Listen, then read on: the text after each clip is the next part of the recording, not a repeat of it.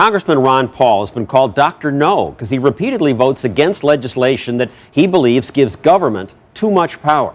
If it's not in the Constitution, he says, the federal government has no business doing it. He even votes against laws that would give money to his constituents.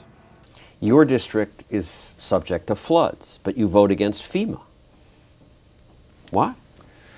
Because I think FEMA helps create the flood problems. You know, if it's risky on the Gulf Coast to build there, the insurance prices will go up. Then you can either build there or pay high fees. But if it's too high, nobody will build there. Or they'll build there with full risk of flood comes or the wind blows your house away, you don't get reimbursed. So there might be modest building in those areas. But if the government subsidizes the insurance and say, oh, if you build there, don't sweat it, we're going to bail you out. So all of a sudden more people move into the flood-prone areas. And then who are the people that have to bail you out? Somebody that lives out in the desert someplace.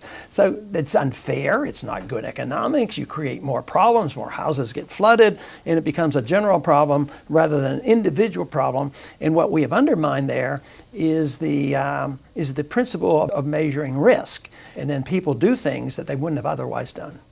Like move to the edge of the ocean. That is right. You also say no farm subsidies.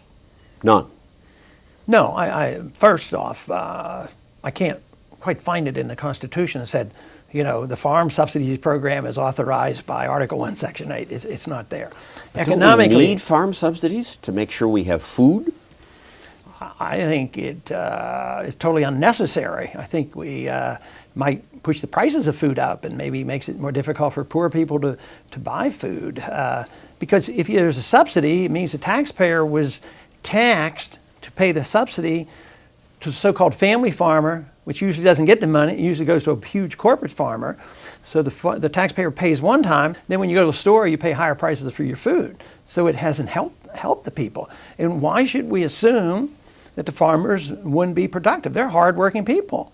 And I never voted for farm subsidies, and I represented a farm district, and the farmers voted for me. That? They voted for me, but the farm organizations don't. You know, medical organizations don't particularly send money to me either. The doctors will. The farmers will support me, but not the organizations. When you have these organizations, whether they're farm organizations or medical organizations, they seem to get too close to government, and they sort of wheel and deal with the government and sort of justify their existence as lobbyists. And I don't think they really truly represents the grassroots of these organizations. And most crops don't have subsidies. We have plenty of peaches and plums. That's right. Peas. And sometimes when I go to the grocery store, I always marvel, isn't it wonderful how we can go and see so much fresh produce there?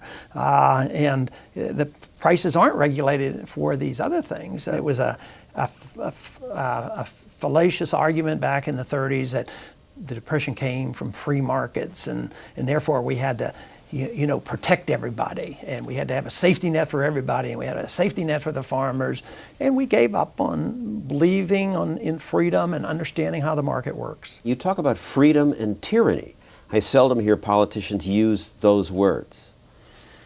That's right. I think those are our only two choices, and we've had a grand experiment in this country where we emphasize freedom. If you read the Constitution was designed to protect individual liberty, to restrain the government. But we have forgotten that. Now we have an interpretation which means that we spy on the American people, encroach on their privacy, take care of them, run the nanny state, and then we have secrecy in government. So we have it now reversed. People say, well, they'll criticize me and say, oh, Ron, you want to go back to the dark ages, back to the dark ages of this strict interpretation of the Constitution. Well, I want to go back to the Constitution, but I don't consider it the Dark Ages. I think the Dark Ages were the days when all you had was tyranny. So freedom is new, tyranny is old, it's ancient. Well, here it is. This isn't the Dark Ages. This is the Declaration of Independence and the Constitution. We don't need 55,000 pages of tax code alone and its explanations. This is enough. Everything is in here. Fantastic, isn't it? Truth is simple. It is not complex. And people ask me, how do I explain what I'm talking about? And I say, freedom is popular. And it is not complex. The more complex it is, the more leery we ought to be of what they're doing. You know, when they come across and they say, aha, we have to solve the problems of 9/11, we'll pass the Patriot Act. Well, that's complex. 400 pages, and they dump it on us an hour before we vote. You can read the Constitution, you understand it, but you cannot read and understand hardly any of the legislation being passed. And win or lose, are you having a good time educating people about the Constitution? I think the most fun is probably the fact that there's a greater number of people than I ever dreamed that still remember the Constitution, and they were waiting for somebody to speak in defense of the Constitution. But the other almost miraculous thing is happening. The young people are responding, and they come in. And when I ask them, why do you join the campaign? And they'll say, we love your position on the Constitution. We love your position on freedom. These are young people who understand. It's not like they don't understand what they're inheriting. They know something about Social Security, and they know something about intrusion of personal liberties and personal choices. That, to me, is a lot of fun. They want to be left alone. That is it. And that's what freedom is all about, trusting that individuals can make better choices than government can make for us.